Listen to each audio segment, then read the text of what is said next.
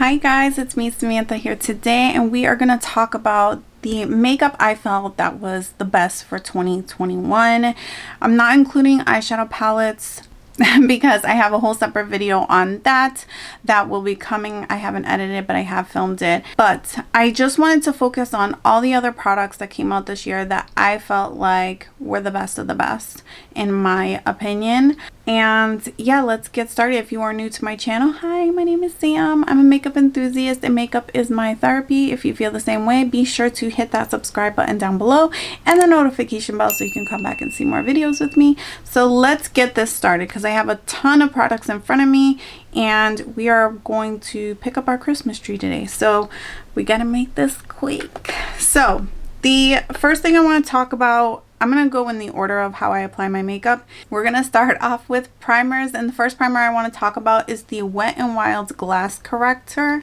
I feel like it's just the Glass Correct primer and base. I feel like this is more of an illuminator than a primer. It just adds a really beautiful sheen to the skin, but it does have like a nice balmy texture, so it will like smooth the skin out just a little bit, and I think for the price point it does a really phenomenal job. Look at that glow, and you can just wear this without any makeup at all and just have a beautiful sheen on the skin. And for the price point, I was really happy and blown away by this product. The next one is the Milani Supercharged. This released in January. It was like almost 2020 product, but this is beautiful. This reminds me a lot of my Touch in Sol Glassy Balm, which I am obsessed with. That's pretty much one of my holy grail products, and this is like a drugstore version with a citrus smell. This is again like a very hydrating primer. It feels very smooth on the skin, and I feel like it's like skincare, but it does create that beautiful hydrated texture underneath your foundation that just makes everything look really smooth and beautiful. So I really love that primer, especially in the winter months when your skin just needs a little bit of extra hydration. That really does it for me. The next product I want to talk about is foundations. This was a year actually for foundations. I felt like 2020 we were all into the cream blushes and bronzers. Those were the products that were getting thrown at us and we were falling in love with.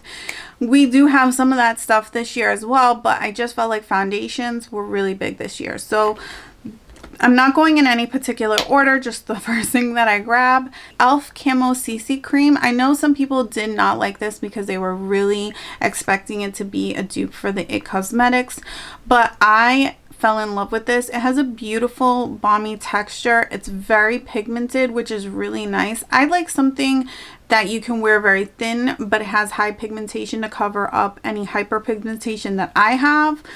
And it has SPF in it. It doesn't give me any kind of gray cast, which is really important when you have a deeper or darker complexion. So I felt like anybody my skin or deeper would probably prefer this over the IT Cosmetics. I just thought this was a great product, and as you can see, I did get a lot of use out of this product. So yeah, I really loved that. The next product that I thought was really good for everyday use was the Essence Pretty Natural Hydrating Foundation. I thought this was really great, and it's so incredibly affordable. I actually had a hard time putting this down for a while. It was just so good. This is a newer shade in the shade Warm Sun. This is a darker one, but I have 180 Terra something. Terra Cool Terra. That's the one I wore all the winter, and it's almost all the way done. So yeah, super excited that that came out this year. Another one that came out that was really good and it was a big hit was the Fenty Eavesdrop. This was really beautiful. I think I would compare it kind of to the Essence one. It's just a little bit more pigmented, and so it provides that extra coverage, especially if you have like any kind of pigmentation or acne marks on your skin. You want something with a little bit more coverage. This is going to give you that, and it has more of a matte finish for a skin tint, so you're not going to get overly dewy if you have oily skin. So this was really good. Another foundation with lots of coverage that blew up this year that I felt was really good, some people didn't like it, but is the Good Apple foundation by KVD. I think this was really pretty. It gave my skin great coverage. You can wear it really thin and then build it up if you wanted more coverage. I know some people felt like it was cakey, but I feel like if you are wearing your foundation thick, then of course, but with something this pigmented, you don't need to do a lot of layers of it. It just goes on really nicely on the skin. It is a little bit more dewy, so you do want to set this if you have oily skin, but I love this product. A product that really is a favorite from this year is the Morphe Filter Effect Foundation. They made this in collaboration with Danessa Myricks, and it came with a foundation brush, or you can get it separately. I actually really love the brush as well. This foundation is absolutely gorgeous. It has a natural finish. It covers everything you want to cover without being heavy. It's really beautiful. It's definitely feels more like a high-end product, and that's why I really fell in love with this product. It's really gorgeous. If you haven't tried it, I definitely recommend it, because I feel like it's a little bit more versatile than some of the other foundations that came out this year. They were more specific, right? So the next one that I fell in love with this summer was the L'Oreal True Match Hyaluronic Tinted Serum Foundation. Yes. Tinted Serum. This is really beautiful. It has like a really gorgeous like medium to light coverage, but the sheen in it is absolutely stunning. You can see that there's some pearl in there, and it just gives your skin this beautiful glow. It is a little bit more on the hydrating side, so if you have oily skin or you're worried about that, you may want to set this product, but I actually think it's quite beautiful, and I honestly could not stop using this when it came out. The next product is the Huda Glowish Skin Tint, and honestly I really like this even by itself, but I think it's even better as a mixing medium. This was really gorgeous. I know a lot of people didn't love it because they felt like there was too much pearl and it gave them a highlighter effect, but honestly I felt like it looked really good on my complexion. So I have mine in the shade 08 Tan. If you're curious about the other shades, I have my Filter Effect in Tan 18. I have the L'Oreal True Match. I have two of these. I have 6-7 and I also have 7-8. The Camo CC Cream I have in 355W, and then the KVD I have in Tan 80, and then the Fenty one I have in number 13. Moving on to bronzer, I tried the ABH New Cream Bronzer in the shade Caramel. When I first tried this, I actually wasn't that impressed because the color was just really off, but currently I feel like I can wear this and it looks really beautiful. It blends out nicely, easy to blend out. I've also tried the new the new e.l.f. Putty bronzer, and that's okay. I felt like it's a little harder to blend into the skin. For the price point, it's all right, but I honestly feel like the ColourPop one is a lot better. But yeah, this is a gorgeous cream bronzer. It does stand out in the collection in comparison to some of the other cream bronzers that are out there, and I highly recommend that. The next one that surprised me also is they're killing it, the Huda Glowish bronzer. I have the shade Rich and Light Tan. I wish there was a shade in between, but these are really beautiful. It's a very lightweight powder.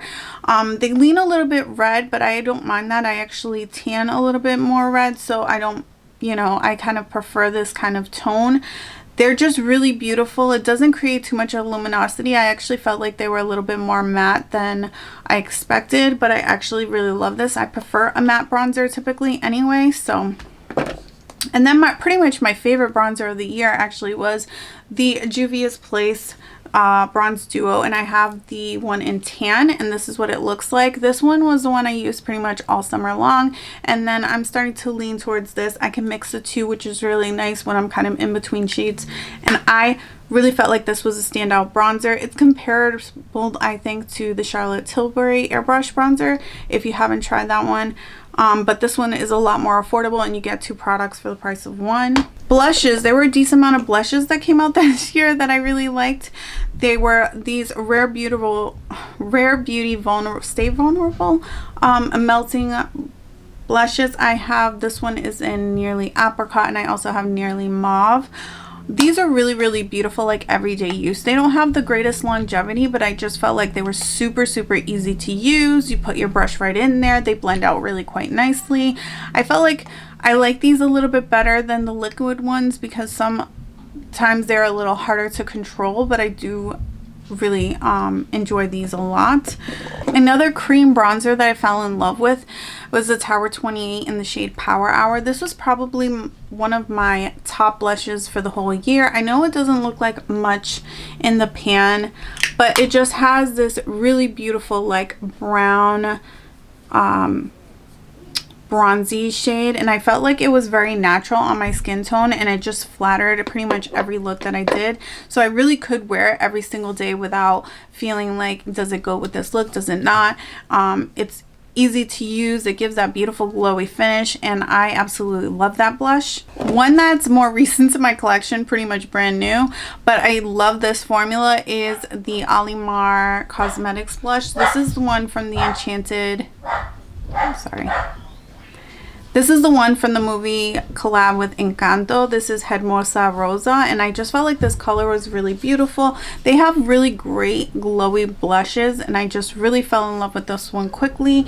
And the next one is going to be, the next one is the Cosmetics Venetian Rose. I know this looks really cool tone in the pan, but honestly, it is actually kind of deceiving. When you blend it into the skin, it actually gets like a warm rosy look, and I just think it's absolutely stunning. This was really pretty. I love a glowy blush, and this kind of just does that. It gives you kind of that ethereal look, and I really love that blush. The next ones are the Mcgrath blushes. I have 3 of them. I have Paradise Venus, Lovestruck, and Desert Orchid. I did a video on this, and I will link it here in the eye. They're absolutely stunning. They're more, I think one of the ones that I have is a shimmer formula. The other 2 are matte, and they are long wearing, easy to blend, really pigmented and beautiful. I love those blushes. I just realized I completely went over concealer. So the Catrice True Match Skin High Coverage Concealer. I felt like the foundation was really good, but the concealer is even better.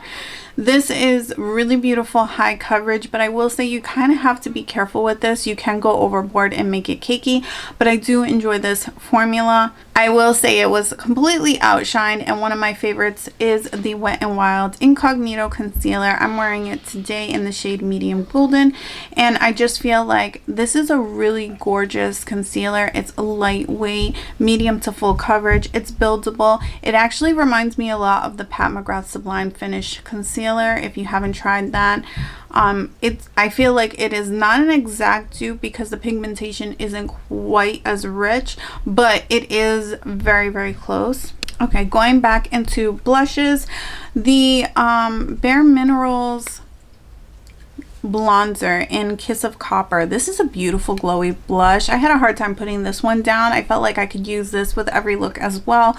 This one in the Tower 28 ones really kind of stood out for the year, but this is really beautiful bronzer, and unfortunately it's limited edition. I really would hope that they would make this part of their permanent line, but I am obsessed with this blush. If you can find it and get it anywhere, I would highly recommend you picking it up. All right, the last blush to talk about is the ColourPop blush stick from the Limoncello collection. This is in the shade Cottage. This is another one that's like a brown nudie blush with like a hint of peach in it. I just felt like this was really beautiful. I love their formula here. It is pretty long wearing. It was surprising to me. I have a couple other blush sticks, but I felt like the formulation might be a little bit different now, and this color was one of my absolute favorites for the year. I want to talk really briefly about powders. So powders was a big thing for me this year. I bought a lot of powders. I used to just stick to my Jouer Hydrate and Set and my Huda Beauty, what's that bake one? The matte loose powder. I love that powder. But I decided this year that I was going to try lots of powders, but the ones that came out this year that stood out was the Huda Glowish powder. This one is supposed to be, was marketed as a foundation powder, but I honestly felt like this was a beautiful finishing powder for me. I think it's really gorgeous if you're using it for that purpose. I wouldn't recommend it as a foundation powder, but I really fell in love with it as a finishing powder. I have mine in the shade 06 Medium Tan, which matches me quite well. Then the one I think is probably the best powder that I tried this year was the Bare Minerals. This is the, I think they call this the Original Mineral Veil, and this is the shade Sheer Tan. I did have the universal shade and it was okay. I felt like it did give me a slight cast, and for that reason I picked up the shade Sheer Tan, and this is absolutely beautiful. It actually does an amazing job blurring the skin more than any powder that I probably have in my collection. So I really, really love this. I wish it was like one shade lighter for an under eye situation, but I do really like this one. All right, let's kind of go into highlighters. This is one that I tried fairly recently and I felt like it was really, really good, surprisingly. It's the I Heart Revolution e.l.f. collab. This is in the shade Buddy. I felt like the packaging sucks, but I was surprised to feel like, I'm wearing it today, the texture of it is very similar to the Charlotte Tilbury holiday one from last year, from 2020, that I really enjoyed, and I felt like this color is actually really beautiful and like natural on me. I really, really enjoyed this, surprisingly.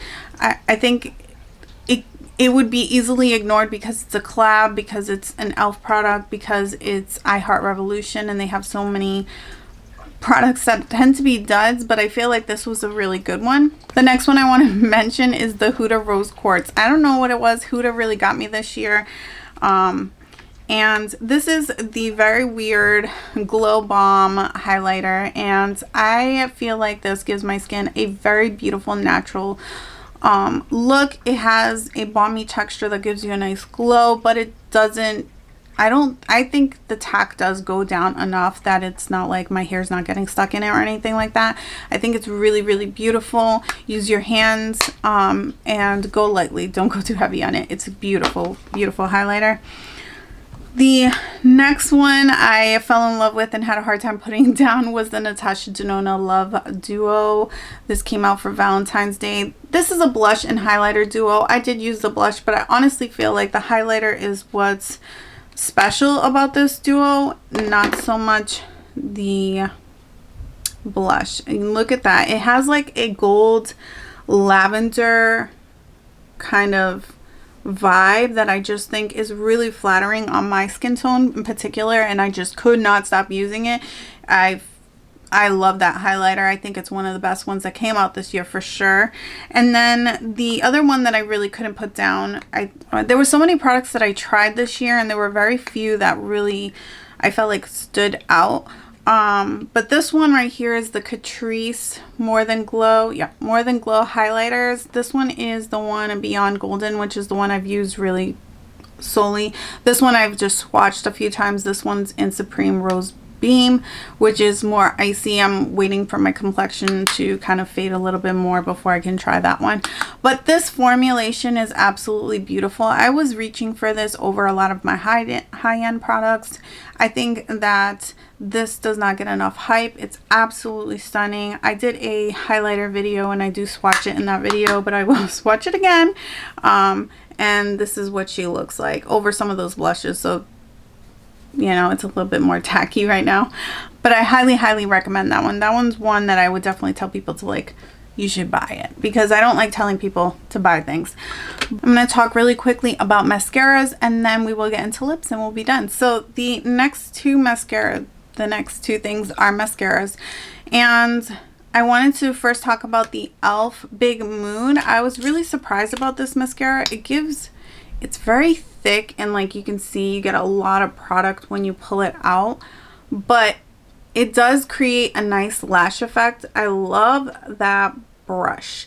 I think it just really lifts the lashes, and the product just goes on really, really nicely. But you do have to kind of be careful because it is messy. I do find that it also smudges on my lower lash line, so I don't always love to use it there, but I just feel like my top lashes get such an effect with this that I really, really would recommend it, especially because I'm not one who wears full lashes very frequently. So yeah, I definitely recommend this one for the drugstore. The next one that I tried this year was the Maybelline Sky High, and everybody knows this is an amazing mascara. I'm actually wearing it today. I think it gives a really beautiful lifted effect to the lashes, and this is surprisingly one of the few mascaras from the drugstore that doesn't make my lower lash smudge too much. I tend not to have that problem too much with high-end mascaras, and I have that problem a lot with drugstore ones, but this was a really, really good one that I don't have that issue with. I don't have to wear a separate mascara on my lower lash line, so that's great. And as far as lip products, I don't wear traditional lipstick very much. I don't wear liquid lipstick very much, hardly ever. So a lot of the products that stood out to me were kind of alternatives, right? So I would say the only thing that is kind of more of a lipstick is these Wet n Wild Cloud Pouts. They're more of a lip mousse, but they're very similar to the MAC Velvet Lip product that I am obsessed with. That's like my favorite lip formula because it's just very moussey and comfortable in texture, and these are really comparable. They're not as long wearing, but they're really, really beautiful, and I have even more shades in this. These are just the ones that I grabbed offhand. I highly recommend these. These are really, really good, and they're really nice like mixing the shades. I really had a lot of fun using those products.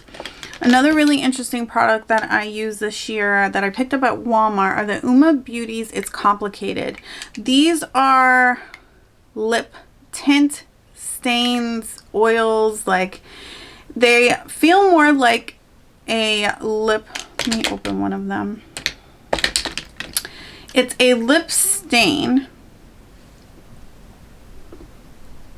that has a thin oil texture and a nice gloss shine. I would say it's more of a lip tint oil than a lip tint oil gloss, but it's really, really beautiful. They're nice and thin and lightweight, but they have that nice little bit of pigmentation to them that really lives up to that lip stain name and quality.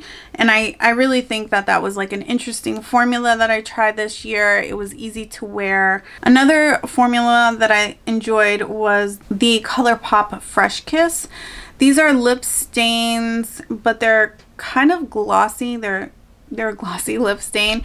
These are really surprisingly comfortable, beautiful, and pigmented. I do find that the two shades that I have kind of look similar on the lip. This one is in the shade Cherry Up, and then this one's Big Apple, but they are really, really beautiful and comfortable on the lips. I tend not to wear a lot of lipstick, so again, I just felt like these were really, really pretty and easy to wear. I never tried a Dose of Colors before 2021 as far as lip products. I had like some of their 5 p.m. palettes, but I had never tried any of their lip products. This year I had the opportunity of trying the Nima Tang collab, and this was part of it. That's what I'm wearing on my lips now. Not this, but the traditional lipstick with the liner. But this gloss just gives a like really beautiful shine. I'm going to add it to the lip now, but